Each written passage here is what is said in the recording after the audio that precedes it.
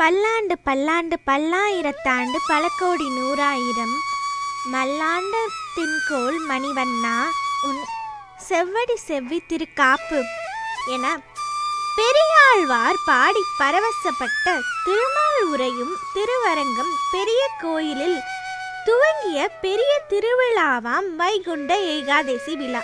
அந்த விழாவில் பகல் 10 முதல் புறப்பாட்டில் உற்சவர் நம்பெருமாள் பல்வேறு திருவாபரணங்கள் அணிந்து சிறப்பு அலங்காரத்தில் கருவறையில் இருந்து அடியார் திருக்கூட்டம் புடைசூழ ஆழ்வார்கள் அருளி செய்த 4000 திவ்ய பிரபந்தத்தின் திருமொழி பாசுரங்களை கேட்க ஆவலோடு அர்ச்சுன மண்டபத்தில் எழுந்தருளி பக்தர்களுக்கு அருள்வாளிக்கிறார்.